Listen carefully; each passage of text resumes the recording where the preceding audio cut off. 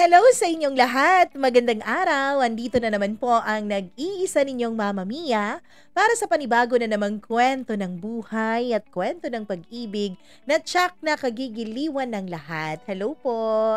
Magandang araw sa iyo. I hope na you're doing well. I hope you're doing fine. Sana nahanap mo ng magpapaligaya ng puso mo. Nako naman. Sana ganon lang kadali hanapin. Pero kung wala naman, ako pwede ka namang lumigaya ng mag-isa, hindi ba?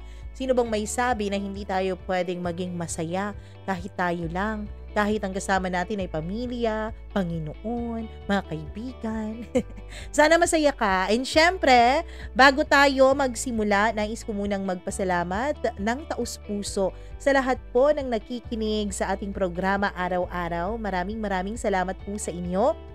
Kayo po talaga ang dahilan kung bakit nagpupursigi kaming mag-upload araw-araw. Kahit na medyo nakakapagod, kahit na may mga araw na ayaw mong mag-record, ayaw mong mag-edit dahil marami ka pang gagawin.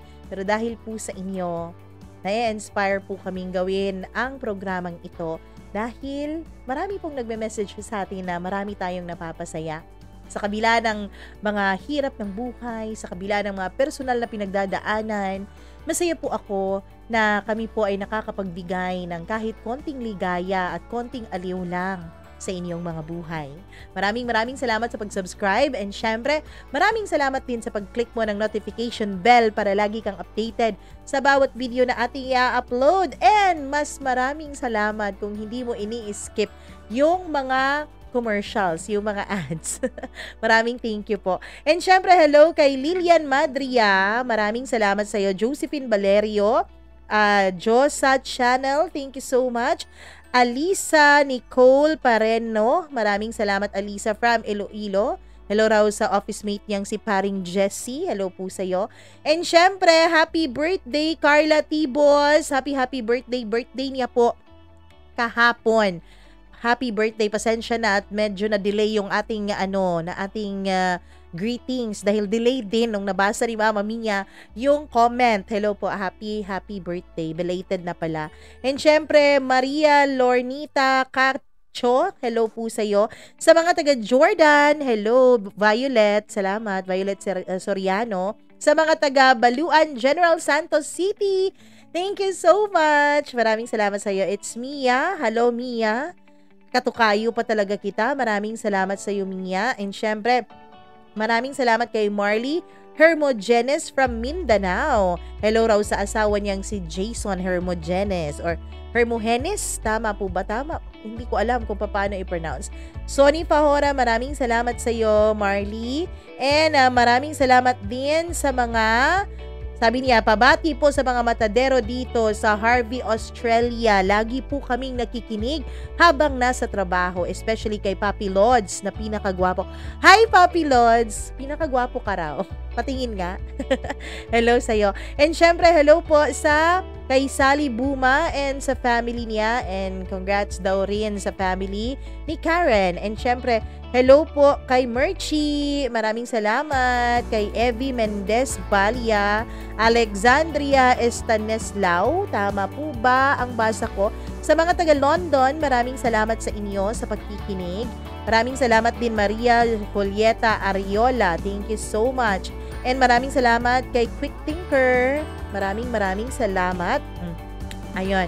Hello po kay Israel. Maraming thank you. Ay, hello sa Israel. Sa mga taga-Israel. Kay Israel. Hello po sa mga OFWs natin dyan sa Israel. Jerlyn, Timoteo, maraming salamat sa iyo. And maraming salamat kay Krishna Martires. Thank you so much. Maraming salamat din kay Diana Garner. Ang ganda naman ang apelyido. Parang si Jennifer Garner. Hello po kay Emily Aceres from Tangkaran, Herona, Tarlac na nagtatrabaho sa Singapore. Maraming salamat sa iyo. And syempre sa lahat po ng nag-comment kay Ben De Fiesta. Maraming salamat. Busy lang daw sila sa work. Hello po sa mga single mom, mga widow, at may apam. Wow! Hello po kay Cornelie Glass. Maraming salamat sa iyo, Josie Brian Miller, Maricel Sanchez, Jocelyn Valencia. Maraming salamat, Jocelyn. Jeric Miralles. Maraming salamat po sa inyo. And sa lahat ng mga hindi ko pa po nababati, maraming salamat pa rin kahit na hindi ko nababasa ang inyong mga komento, ang inyong mga pa-shoutout, ay nandyan pa rin po kayo lagi at nakikinig. At laging umaasa na mabasa na yung pa-shoutout nyo. Comment lang kayo ng comment, pasasaan ba't shoutout nyo na rin ang babasahin natin sa susunod. Nako, itong kwento ng buhay na ating pagsasaluhan ngayon ay isang kwento na nagsimula sa isang maling akala. Kayo po ba ay meron na kayong ganyan? Nag-akala kayo ng isang bagay na mali pala. Ang akala nyo na yung pangako niya ay totoo, na yung pangako niya ay paninindigan niya, na yung pangako niya ay hindi niya sisirain. Pero sinira pala niya dahil sa umpisa pa lang, hindi na pala siya sinserong nangangako sa'yo. Pakinggan natin ang liham mula kay Lizelle dito lamang sa paborito niyong programa araw-araw, ang Dear Mama Mia.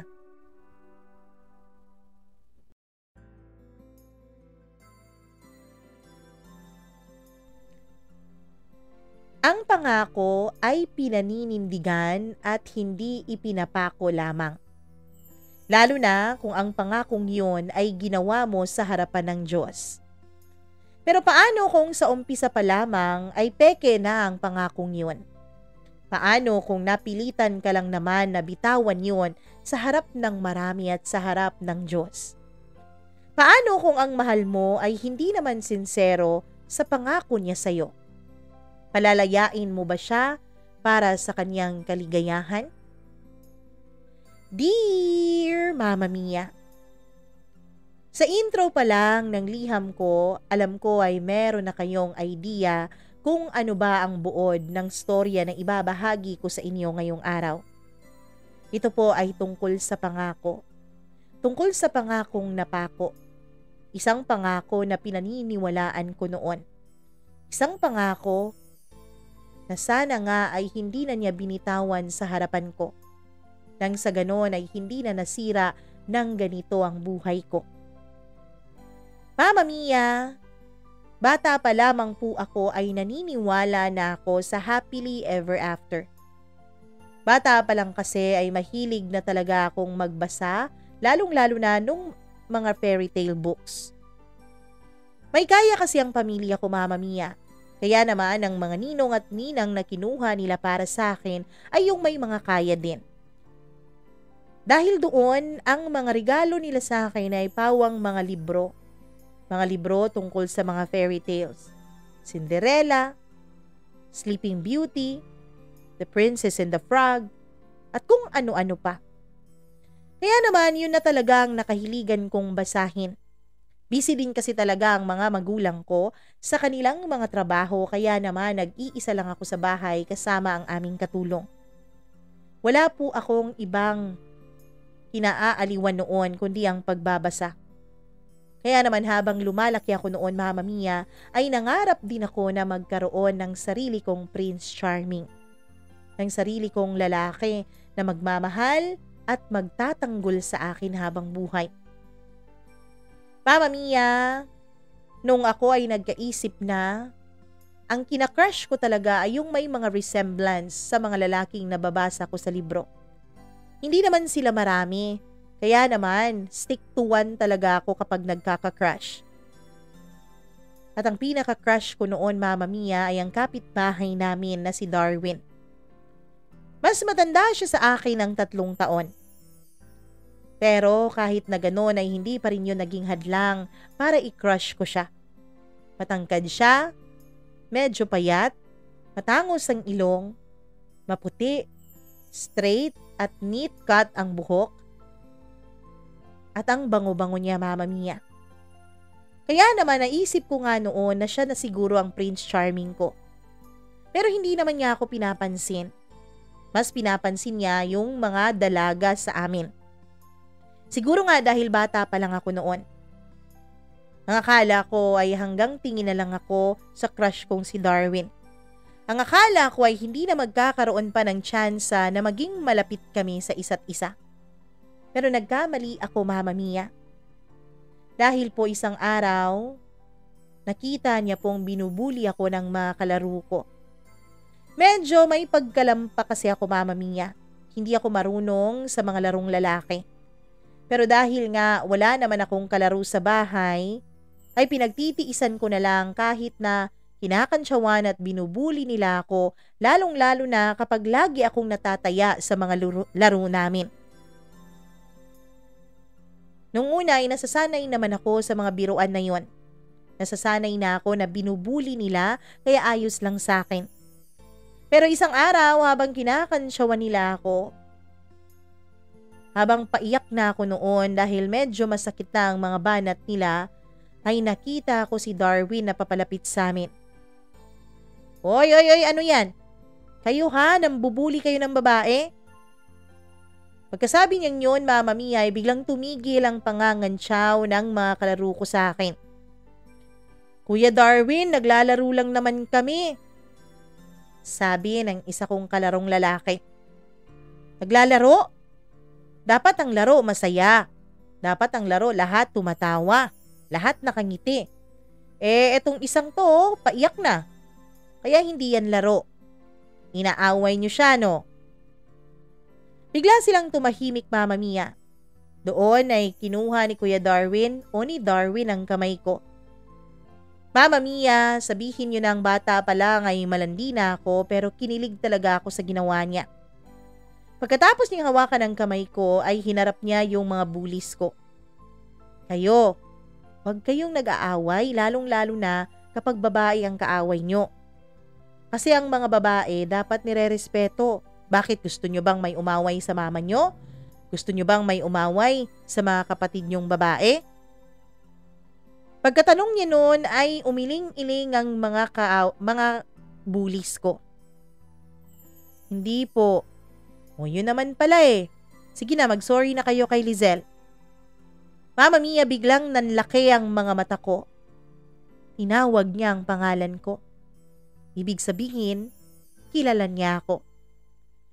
Kaya naman masaya ako noon. Sa totoo lang, ay winish ko nga noon na sana araw-araw akong ibuli ng mga kalaro ko. Para araw-araw rin ako kung ipagtanggol ni Darwin. Pagkatapos noon ay iniwanan niya kami. Pero ako, Mama Mia, ay nanatili sa kamay ko ang kamay niya. Yun ang pakiramdam ko at least.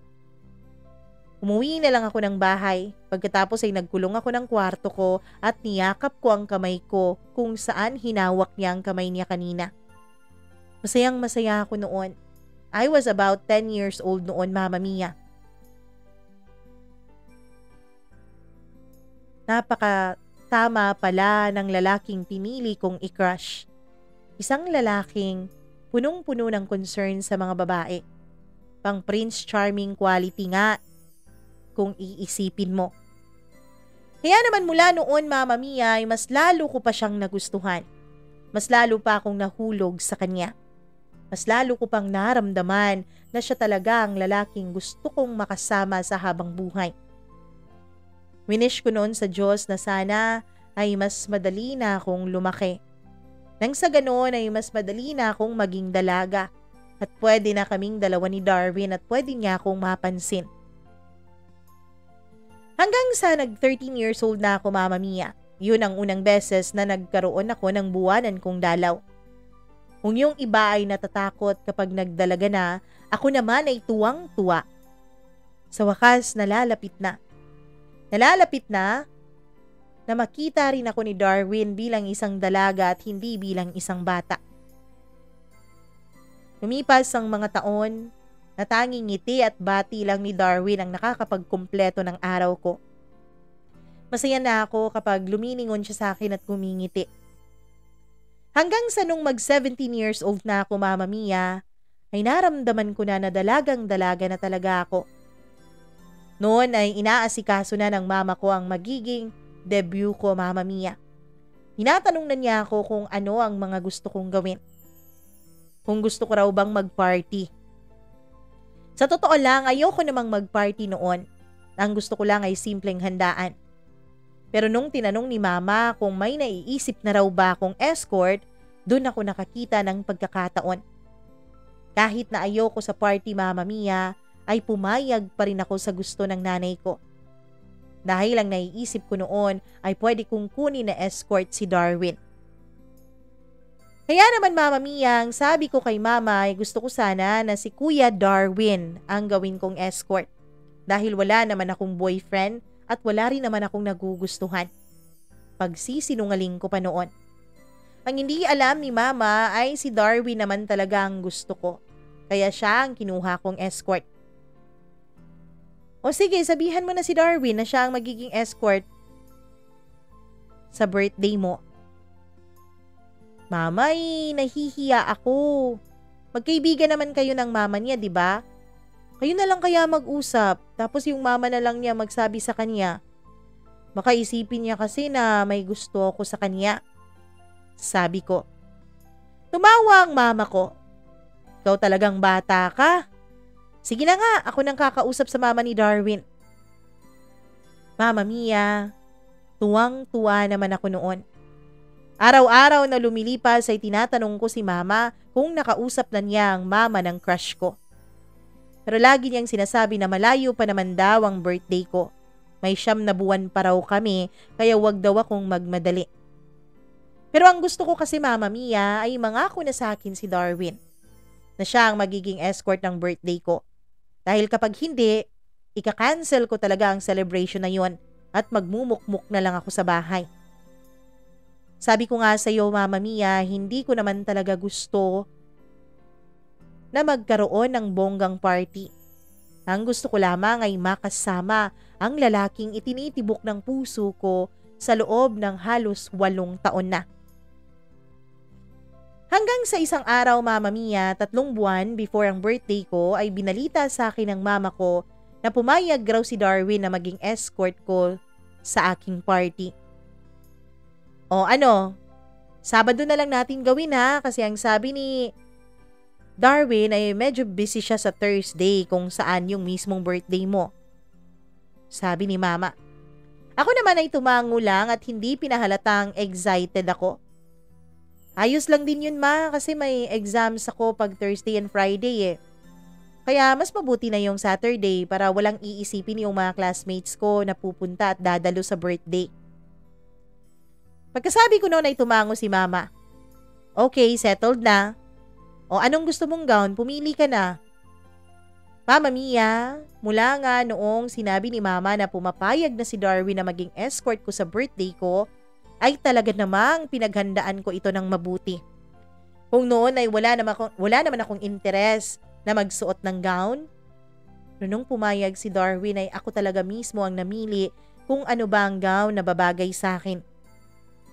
Kung saan-saan kami nagpunta ni Mama, kung sino-sinong designer, dahil hindi talaga ako mapakali sa design na gusto ko. Hanggang sa sumapit na ang birthday ko, Mama Mia. Umaga pa lang ay nasa bahay na si Darwin at kinamusta niya ako. Naku Lizel, dalagang-dalaga ka na. Noon binubuli ka pa at pinagtatanggol pa kita. Ngayon sigurado ako wala nang lalaking manbubuli sa'yo. Ang ganda-ganda mo kaya. Sigurado ako na ngayon magkakandara pa sila sa pansin mo. Siguro marami nang nanliligaw sa'yo, no? Sabi niya. Umiling-iling ako, Mama Mia, dahil hindi ko naman alam kung papaano ba umaktong normal o magsalita ng normal sa kaniyang harapan. Naku, pakunwari ka pa. Sa ganda mong yan, imposible na walang nagkakagusto sa'yo. Pero dahan-dahan lang ha. Yung iba sa mga lalaking yan, hindi naman talaga seryoso. Iba naman talaga ang gusto, kaya dahan-dahan ka lang. Huwag ka lang masyadong magmadali. Pagkasabi niya noon ay tumango ako. Hanggang sa unti-unti niya akong kinausap hanggang sa naging komportable na ako sa kanya, Mama Mia. Nakakapag-usap na kami habang minimake-upan ako.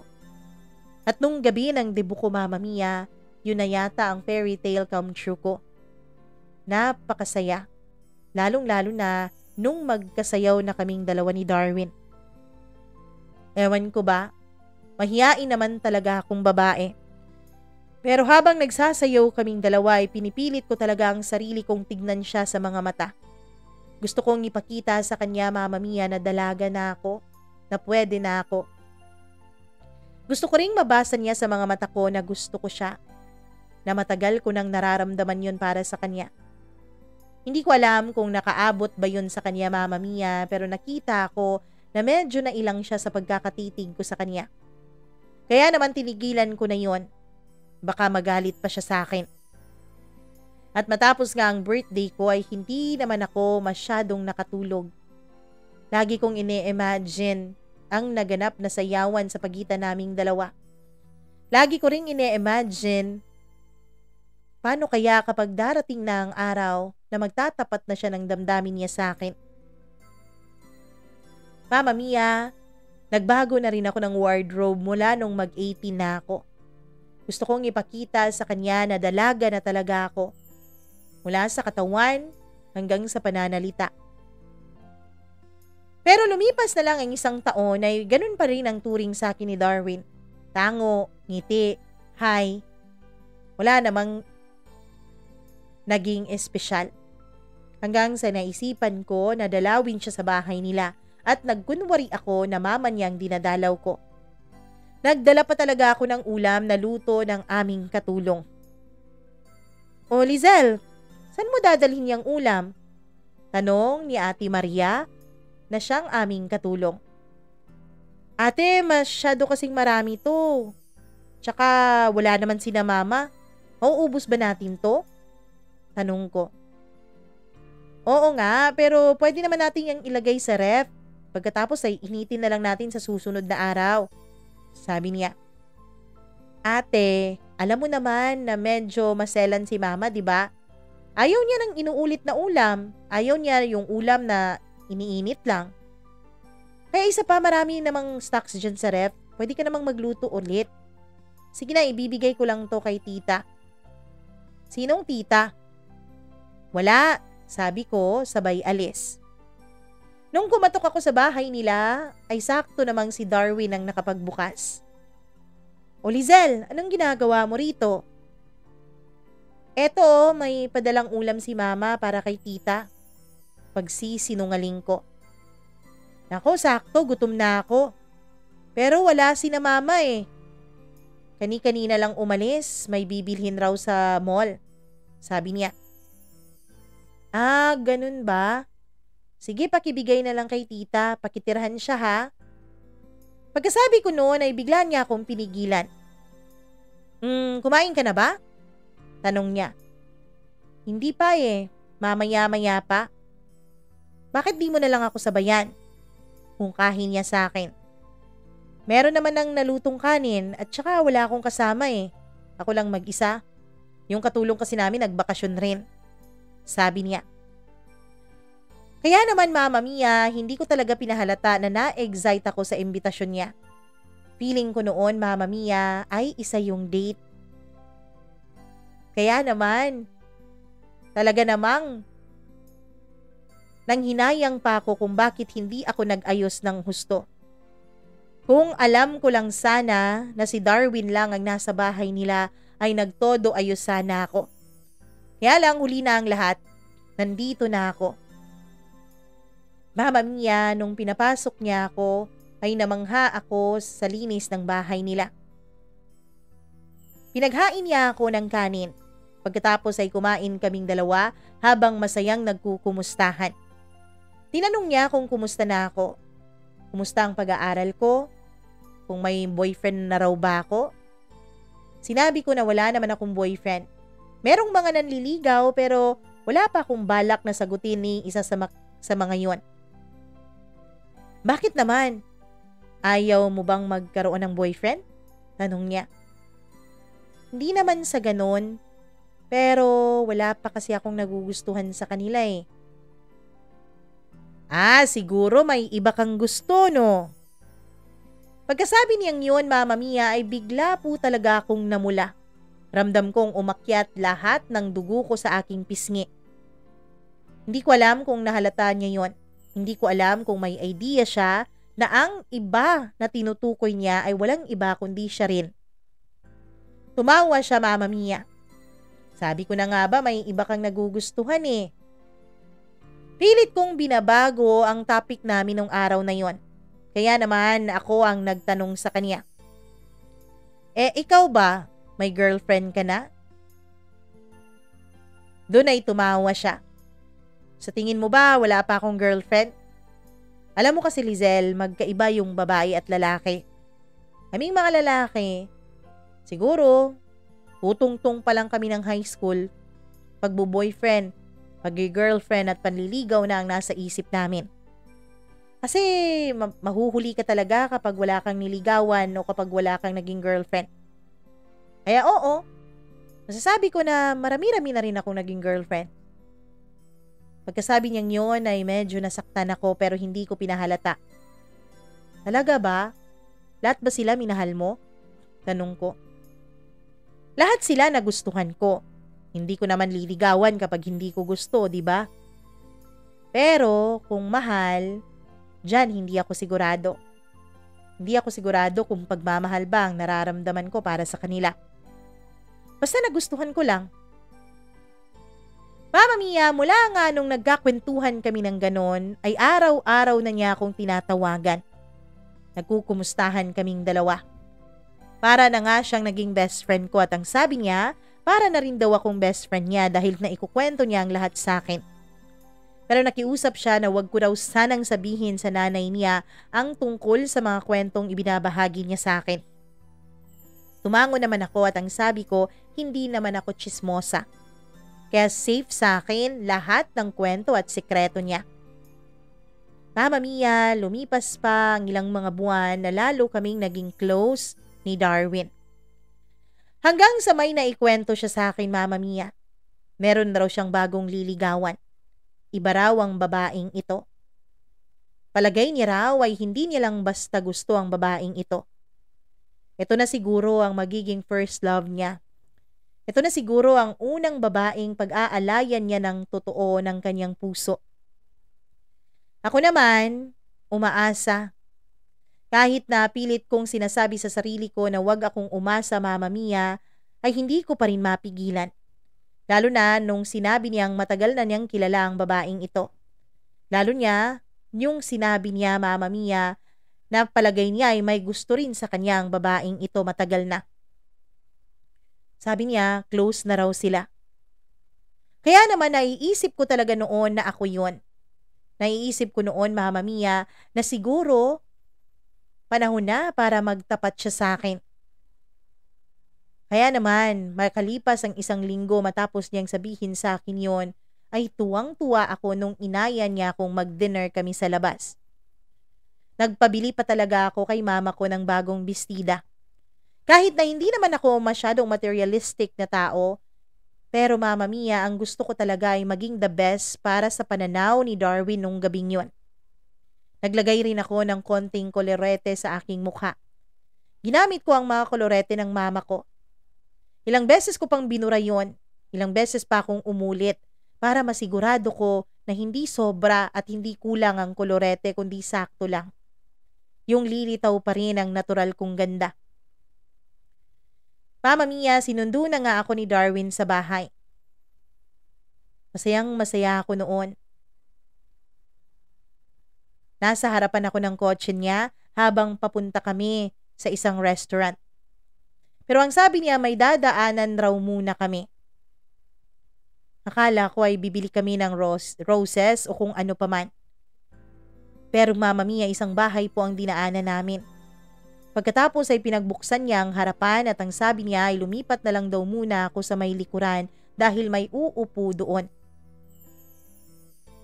Mama Mia, lumabas sa bahay na yon ang isang babaeng ubod ng ganda. Napakaganda niya. Niwala siyang kakulo-kolorete sa mukha. Nahiya tuloy ako. Napakasimple lang din niyang manamit. Pinaupo siya ni Darwin sa harapan. Pagkatapos ay umupo naman ito sa driver's seat. Ana, siya nga pala, si Lizelle.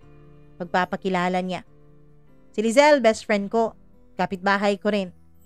Lizelle, si Ana, girlfriend ko. Pagkasabi niyang yun, Mama Mia, ay ewan ko ba pero parang may 2 kutsilyong tumarak sa puso ko. Masakit. Gustong gusto ko nang umiyak sa loob ng sasakyan pero pinigilan ko talaga ang puso ko. Pinigilan ko ang luhang papatak sa mga mata ko. Sinabi ko noon sa sarili ko na hindi ako dapat umiyak dahil wala naman akong karapatan. Kaya pala niya ako inaya nung gabing yun ay para ipakilala sa akin ng formal ang babaeng sinasabi niyang kanyang first love. Masaya ako noon, Mama Mia.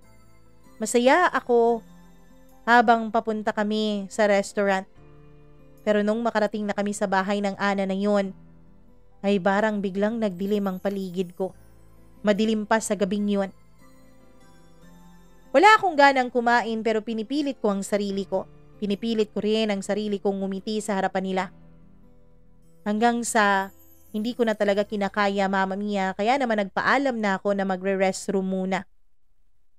Doon ay napaiyak ako. Hindi lang basta iyak, kundi sobra-sobrang luha ang inaagos sa mata ko. Nung tignan ko ang sarili ko sa salamin matapos ang 10 minuto ay nakita kong namamagana ang mga mata ko. Sobra nga talaga ang pagluha ko dahil magang-magana ito. Hindi na ako pwedeng bumalik sa mesa dahil hindi na nila pwedeng makita ang itsura ko ng ganon. Kaya naman pumara na lang ako ng taxi at nagpahatid sa bahay. Tinext ko na lang si Darwin at ang sabi ko ay sumama bigla ang tiyan ko kaya kailangan ko nang umuwi. Pagkarating ko ng bahay ay binuhos ko ang mga natitira ko pang luha. Hindi pa pala ako tapos nun, Mama Mia. Bigla na lang dumating si Darwin sa bahay. Tinanong niya kung ayos lang ako. Hindi na ako nagbukas ng pinto ng kwarto ko at ang sabi ko ay matutulog na ako dahil hinang-hina ako sa sakit ng tiyan ko. Tinanong pa niya kung pwede ba nadalhin niya ako sa ospital pero sabi ko, mamaya-maya na lang kapag hindi ko na talaga kinakaya. Naramdaman ko na nasa labas pa siya ng pintuan ko. Ilang saglit pa ay naramdaman ko ang mga yapak ng paa niya papalayo sa pintuan kaya alam kong umalis na siya. Nakatulugan ko nung gabing yun ang pag-iyak, Mama Mia.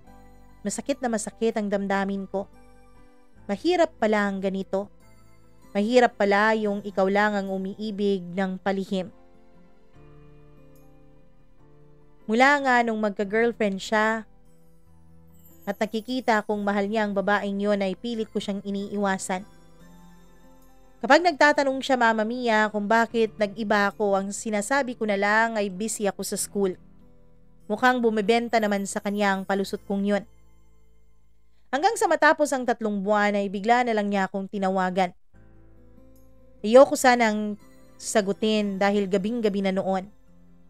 Pero Mama Mia, siguro ganun talaga kapag nagmamahal ang puso mo. Kahit na sinasabi ng utak mo na wag mo siyang kausapin at baka mapahamak ka lang muli, ay hindi ka pa rin talaga tumitigil. Mas inuuna mo pa rin talaga ang pagbigyan ng sinasabi ng puso mo kahit na alam mong may posibilidad na masasaktan ka lang din naman sa huli. Oo, Mama Mia, mas pinili ko pa rin ang sagutin ang tawag ni Darwin. At nung nasagot ko nga yun, ay nagulat ako dahil lasing ang nasa kabila linya. Hello, Lizelle? Lizelle, puntahan mo naman ako, kailangan kita eh. Kailangan ko ng kausap. Pagsabi niyang yun, ay tinanong ko siya kung nasaan siya.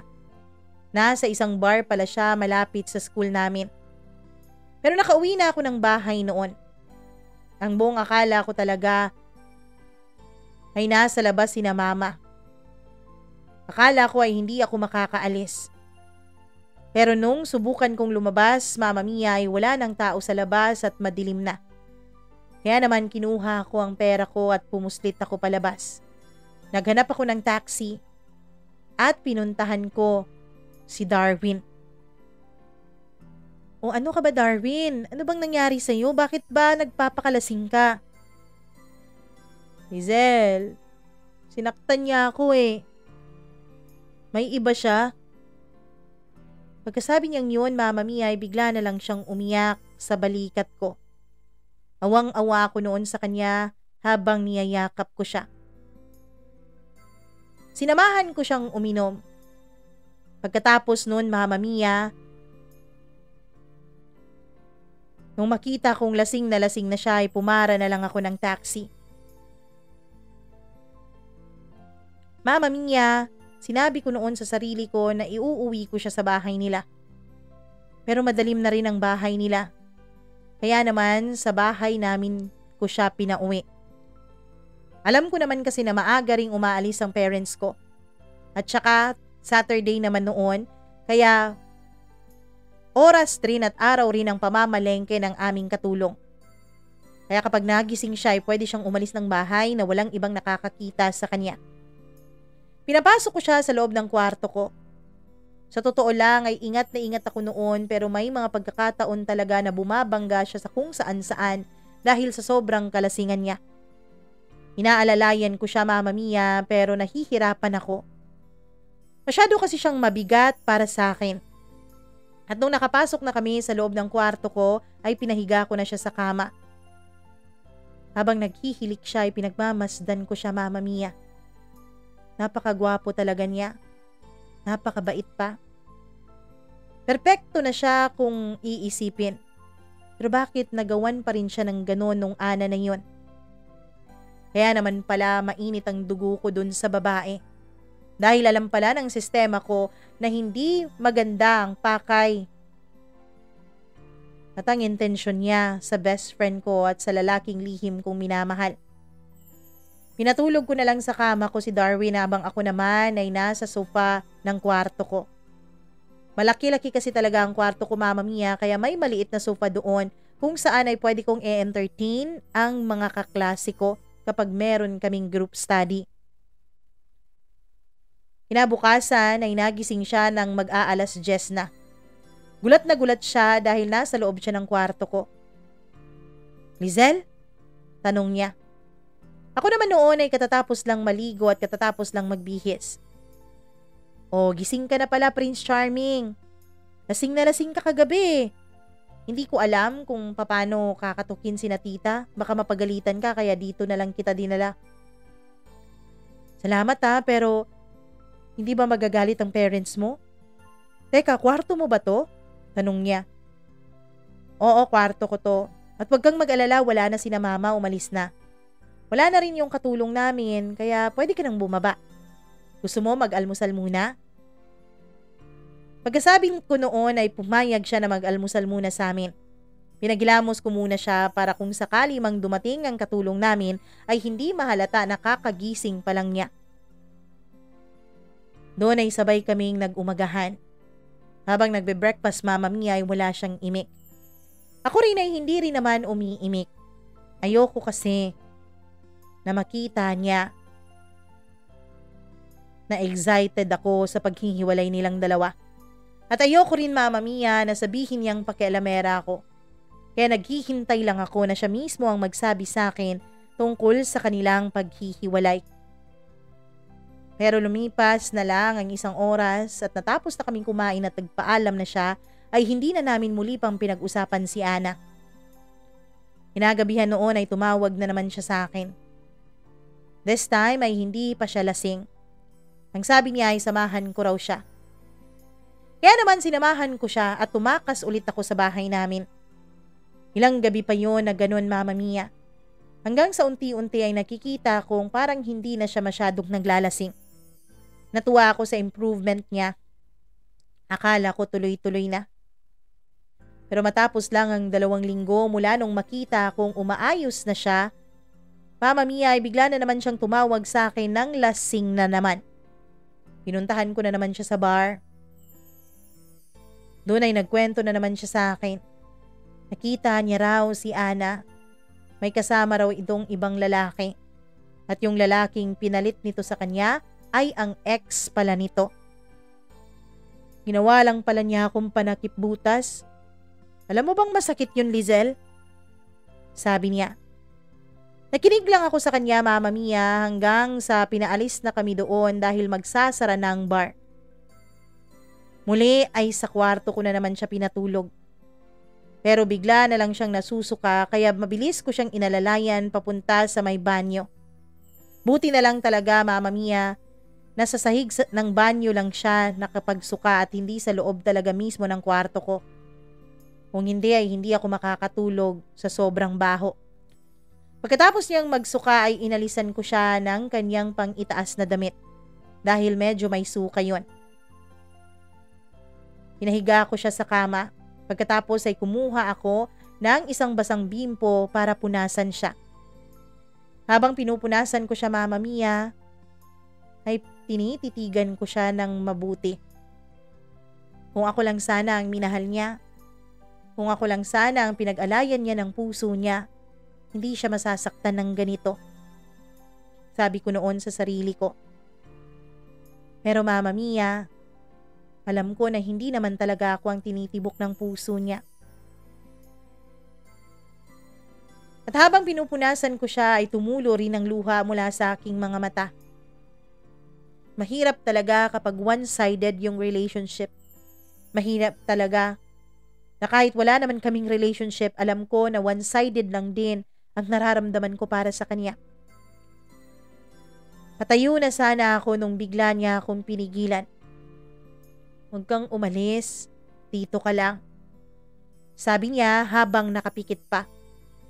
Bigla niya akong hinila, Mama Mia, at natumba ako sa dibdib niya. Niyakap niya ako ng mahigpit. Ako naman, nagpaubaya sa yakap na yon. Kahit sandali, maramdaman ko man lamang kung papaano ba ang makulong sa mga bisig niya. Habang yakap-yakap niya ako, Mama Mia, ay dagdadasal ako sa Diyos na sana kami na lang dalawa. Nang bigla niyang inangat ang pisngi ko, hinawakan niya yon ng dalawa niyang kamay at nakapikit pa rin siya. Hinalikan niya ako, Mama Mia.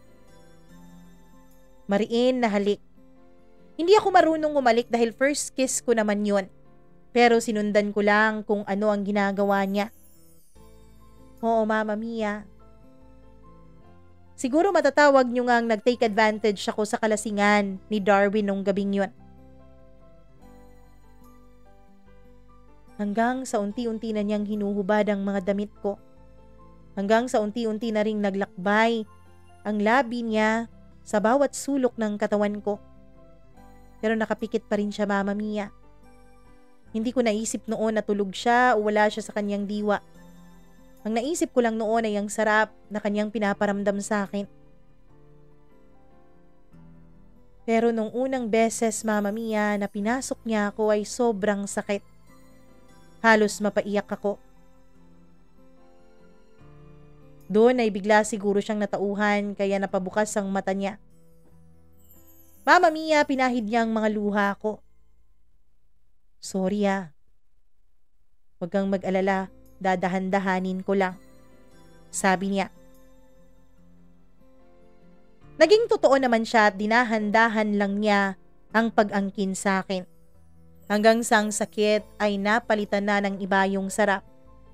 Masayang masaya ako, Mama Mia. Pinapaubaya ko sa lalaking mahal ko ang aking iniingatang pagkababae. Ang akala ko na masaya, Mama Mia, ay bigla na lang nagbago. Dahil nung malapit na siya, ay ibang pangalan po ang binanggit niya. Ana. Ana, mahal kita. Yun ang binanggit niya, Mama Mia, bago siya tuluyang makatulog. Ako naman, kung kani-kanina lang ay naliligayahan, ngayon naman ay nasasaktan. Umiiyak ako noon. Hindi ko alintana na nasa tabi ko lang siya at pareho kaming dalawa na walang saplot. At siguro dahil sa sobrang pagod at sa sobrang pag-iyak ko, Mama Mia, ay hindi ko na naramdaman na hinila na pala ako ng antok ko at tuluyan na akong nakatulog. Nagising na lang ako sa tili ng aming katulong. Hindi pa nga ako nahimasmasan sa pagkagising ko ay bigla na lang nasa harapan ko na ang mga magulang ko. Darwin? Lizelle, ano to? Nadatnan kami ng mga magulang ko sa kama at parehong walang saplot at tanging kumot lang ang tumatakip sa aming mga katawan. Doon ay gulat na gulat rin si Darwin, Mama Mia. Gulat na gulat ang kanyang mukha nung makita niya ako. Ana? Si Lizelle? Sabi niya. Tama nga ako. Si Ana nga ang nasa isip niya habang nakikipagtalik siya sa akin nung gabi. Hindi ko na narinig ang galit ng mga magulang ko. Ang mas nauna kong mapansin ay ang sakit sa dibdib ko nung tawagin niya akong Anang muli habang gising siya. Mama Mia, galit na galit ang papa ko at sinugod pa ng suntok si Darwin. Yung mama ko naman ay nag-hysterical na at tinawagan ng mga magulang ni Darwin. Magbihis kayong dalawa at bumaba kayo. Wala kaming imika ni Darwin habang nagbibihis. Hindi niya tinanong sa akin kung anong nangyari. Wala talaga. Hindi niya ako tinitignan, Mama Mia. Kaya naman lungkot na lungkot ako noon. Iyak ako ng iyak. Ang akala ng mga magulang ko ay ang iniiyakan ko ay ang pagkahuli nila sa amin ni Darwin o ang pagkakasira ng pagkababae ko. Ang hindi nila alam ay hindi naman ako nagsisi sa ginawa kong yun. Ang iniiyakan ko, Mama Mia, ay ang sakit na kahit pala tulog o gising ang lalaking minamahal ko ay hindi pa rin niya ako magawang mahalin. Nung nakababa na kami ay galit na galit ang magulang ni Darwin sa kanya at sinuntok siya ng papa niya. Hindi ako nakikinig sa kanilang mga sinasabi. Si Darwin lang ang ini-interrogate nila. Siguro dahil siyang mas matanda sa akin. Nang bigla akong tinanong ni Mama kung bakit nagpapapasok ako ng lalaki sa loob ng silid ko. Mag-e-explain sana ako pero hindi nila ako pinansin. Hindi nila ako binigyan ng pagkakataon na magpaliwanag. Kaya naman tumahimik na lang ako. Hanggang sa nagulat na lang ako, Mama Mia, nung itinakda na nila ang magiging kasal namin. Walang imik si Darwin, kaya wala na rin akong imik. Hindi ko alam kung maliligayahan ba ako noon. Kakasal ako sa lalaking mahal ko. Pero kahit na magpapakasal kaming dalawa, alam ko naman sa sarili ko na hindi ako ang minamahal niya. Alam ko sa sarili ko na iba ang nilalaman ng puso niya. Mama Mia, hindi ko alam kung paano ko yun tatanggapin. Pero dahil wala naman siyang imik, ibig sabihin ay ayos lang sa kanya kaya naging ayos na rin sa akin. Matapos nga ang halos 1 buwan lang na preparasyon ay ikinasal kaming dalawa ni Darwin. Yun ang kasal na siguro ay malungkot. Masaya naman ako dahil magiging legal ko na siyang asawa. May karapatan na ako sa kanya. Pero hindi pala nakakasaya ng puso, Mama Mia, lalo't alam mo na hindi naman ikaw ang minamahal niya. Pagkatapos naming ikasal, ay sa bahay namin kami tumira. Pero mula nang ikasal kami ay wala talagang nangyayari sa amin. Hindi niya ako tinatabihan sa kama. Sa sofa siya natutulog, Mama Mia. Huminsan ay hindi rin siya umuwi at ang sabi niya ay busy raw siya sa trabaho. Ako naman ay patuloy pa rin sa pag-aaral ko nung mga panahon na yun at nasa huling taon na ako ng kolehiyo.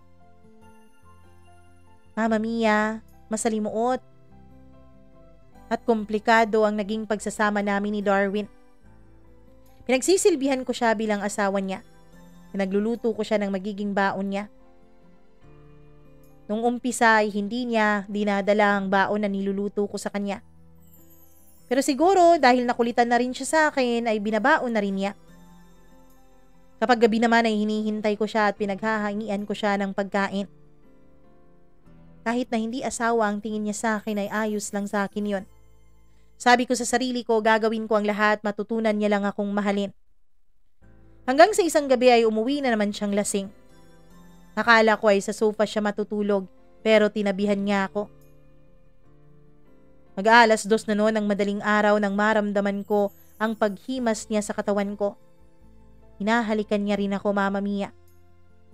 Ako naman ay nagpapaubaya dahil alam ko na tungkulin ko yon bilang asawa niya at namimiss ko na rin si Darwin. Matapos kang may nangyari sa amin ay agad siyang nakatulog. Nasiyahan ako, Mama Mia, dahil hindi na niya nabanggit pa ang pangalan ni Ana. Nasiyahan ako dahil ang totoo, naramdaman ko na unti-unti nang lumalambot ang puso ni Darwin para sa akin. Hanggang sa nagkakatabi na nga kaming dalawa sa pagtulog. Hanggang sa isang beses sa isang linggo ay may mangyari sa aming dalawa. Masaya na ako noon. Hiningitian na rin niya ako. Akala ko, Mama Mia, ay tuloy-tuloy na yon. Pero isang araw, ay bigla na naman siyang naging malamig sa akin. Kinutuban ako ng masama. Sabi ko sa sarili ko, wala naman akong karapatan na kutuban ng ganon.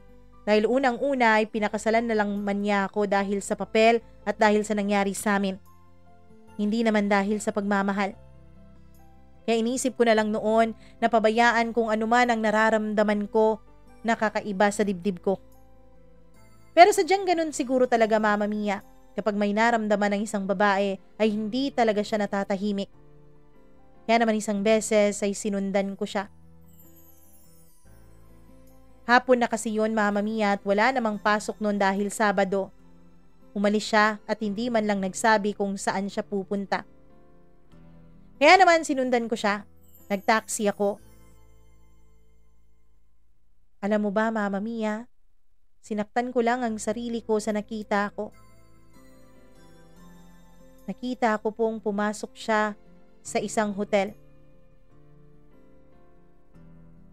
Pumasok ako doon at tinanong kung may reservation ba under sa pangalan ni Darwin. Pero wala raw. Tinanong ko sila kung may Darwin ba na naka-check-in. Pero ang sabi nila, Mama Mia, ay confidential daw yun at hindi nila maaaring sabihin sa akin. Kaya wala akong nagawa kundi ang maupo sa isang sulok ng lobby ng hotel kung saan ay hindi ako makikita. Nagantay ako doon. Halos 4 na oras akong nagantay, Mama Mia, hanggang sa lumabas si Darwin. At gulat na gulat ako dahil may kasama siya. Walang iba kundi ang babaeng minamahal niya dati pa. Oo, Mama Mia. Si Ana po ang kasama niya. Masakit para sa akin yon. Gusto ko silang sugurin pero hindi ko naman yun pwedeng gawin. Naisip ko, Mama Mia, kung siguro hindi dahil sa akin, siguro ay masaya pa si Darwin ngayon kasama si Ana. Siguro hindi siya naging miserable. Siguro nagkabalikan silang dalawa. Pagkatapos ko silang makita na inakbayan pa talaga ni Darwin si Ana palabas ng hotel, ay hindi ko na sila sinundan pa. Umuwi na lang ako ng bahay at doon ay tahimik na umiiyak. Ilang oras pa ang lumipas ay naramdaman kong umuwi rin si Darwin. Nagbihis siya pagkatapos ay humiga sa tabi ko. Tumalikod siya sa akin. Inopen ang kanyang cellphone. Hindi niya alam nagising pa ako dahil nagtutulog-tulugan ako. Pero nakita ko po na nakabukas ang cellphone niya. Hindi ko lang makita kung ano o kung sino ang kachat niya. Lumipas ang mga araw na ganun kami. Pinalipas ko ang 1 linggo dahil ang akala ko ay may mangyayari ulit sa amin pero wala na. Akala ko ay kakalabitin niya ulit ako pero hindi na niya ginawa. Naisip ko, Mama Mia, na ayaw na rin siguro niyang makipagtalik sa akin ngayon na nagtatalik na silang muli ni Ana. Masakit para sa akin yun. Umiyak ako ng umiyak kapag wala siya sa bahay. Hanggang sa naisipan ko, Mama Mia, na hindi na pwede ang ganitong pangyayari. Na hindi na pwede na magiging ganito kami habang buhay. Oo nga't mahal ko siya. Oo nga't kasal kaming dalawa pero alam ko naman na sa umpisa pa lang, yung pangakong binitawan niya sa harap ng maraming tao sa loob ng simbahan, ay hindi naman talaga yun pangako para sa akin. Napilitan lang namang siyang sabihin sa akin yun. Kaya Mama Mia, sabi ko noon sa sarili ko na palalayain ko na lang si Darwin. Sabi ko noon sa sarili ko na hindi na lang talaga ako magpipilit pa na mahalin niya. Na ibibigay ko na lang sa kanya ang kalayaan na alam kong matagal na niyang inaasam. Araw-araw ako noon halos na magsimba. Araw-araw ako noon na humihingi ng gabay kung ano ba ang dapat kong gawin. Hanggang sa isang desisyon nga ang nabuo sa isip ko. Sinabi ko noon kay Darwin na lumipat muna kami ng bahay dun sa mga magulang niya. At dahil kapitbahay lang naman kami ay pumayag naman ang mga magulang ko. Sabi ko kasi ay baka lonely na ang nanay ni Darwin at wala itong kasama sa bahay dahil palaging busy naman ang papa niya sa trabaho. Agad-agad namang pumayag si Darwin. At nung nasa kwarto na niya kami ay ganun pa rin ang sistema namin. Kapag kami lang dalawa ay hindi kami halos nagpapansinan. Pinapansin niya lang ako kapag nasa harap kami ng kanyang ina o nasa harap ng ibang tao. Inaakbayan niya lang ako at hinahawakan niya lang ang kamay ko kapag merong ibang taong nakakakita. Nakitang tao nga. Pinalipas ko ang 1 buwan, Mama Mia. Binigyan ko pa siya ng pagkakataon. At muli ko siyang sinundan. Sabi ko noon sa sarili ko kapag hindi sila magkasama ni Ana ay paninindigan ko ang kasal naming dalawa. Kahit masakit, kahit alam kong iba ang mahal niya, paninindigan ko yon. Sabi ko noon sa sarili ko, Mama Mia, na uunahin ko ang kapakanan ni Darwin. Lalo na kapag nakita kong hindi na sila magkasama ni Ana. Pero nabigo ako dahil nung sinundan ko siya ulit, Mama Mia, at nagtaxi ulit ako, ay nakita ko na naman silang dalawa. This time ay nasa loob sila ng isang restaurant. Pang-apat na tao yung kinuha nilang upuan. Pero ewan ko ba, bakit talagang magkadikit silang nakaupo? Pwede naman sigurong magkaharap dahil 4 naman ang upuan na meron doon. Pero magkadikit talaga sila, na halos magkadikit na rin ang pisngi nila habang may tinitignan sila sa cellphone ni Darwin. Doon ay nakumpirma ko nga. Wala akong puwang sa puso ng asawa ko. Hindi niya ako mahal. At hindi ko na pwedeng ipilit pa ang gusto ko. Hindi ko na pwedeng ipilit pa ang pagmamahal ko sa kanya dahil lalong-lalo lang akong masasaktan. Umuwi ako ng bahay noon, Mama Mia. Umuwi ako ng bahay at nagpakalayo-layo. Sinabi ko noon sa sarili ko na ito na ang huling pagkakataon na hahayaan kong saktan ako ni Darwin. Ito na ang huling pagkakataon na hahayaan ko ang sarili ko na maging parang asong sunod ng sunod sa kanya. Ito na ang huling pagkakataon na mamahalin ko siya. Sinabi ko sa sarili ko na mamahalin ko na muna ang sarili ko. Mama Mia, tinawagan ko ang mama ko. Sinabi ko sa kanya na maghihiwalay na kami ni Darwin. Sinabi ko sa kanya na hayaan na lang muna nila ako. Aalis na muna ako. Sabi ko ay magtiwala sila dahil wala naman akong gagawin para saktan ang sarili ko. Nais ko lang munang maging okay bago magpakita ulit sa kanilang lahat. Nais ko munang mahalin ang sarili ko. Pagkatapos noon ay pinatay ko na ang cellphone ko at tinapon ko na ang SIM card ko. Pero bago ko yun ginawa ay kinuha ko po ang mga mahahalagang cellphone number na nasa SIM card ko noon. Ang cellphone number ng mama, papa at ng yaya ko. Wala nang iba pa. Naisip ko noon, Mama Mia, na pumunta muna ng probinsya. Meron naman akong pera dahil may trust fund naman ako na pwede ko nang makuha. Kaya naman naisip ko noon na magsimula ng payak at panibagong buhay.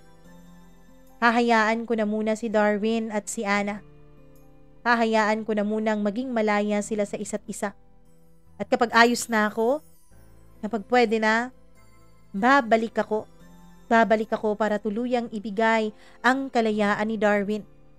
Ang kalayaan na alam kong ninakaw ko sa kanya.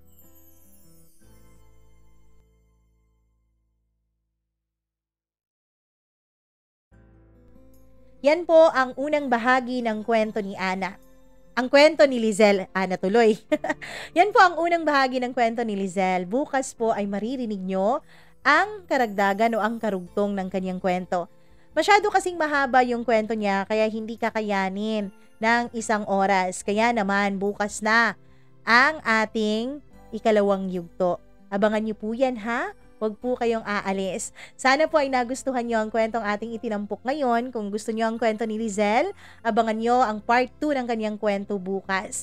At bago kayo umalis, huwag kalimutan na i-like at i-share ang video na to. Huwag ring kalimutan na mag-subscribe kung hindi pa kayo nakakapag-subscribe. I-click ang notification bell para lagi kayong updated sa bawat video na ating i-upload.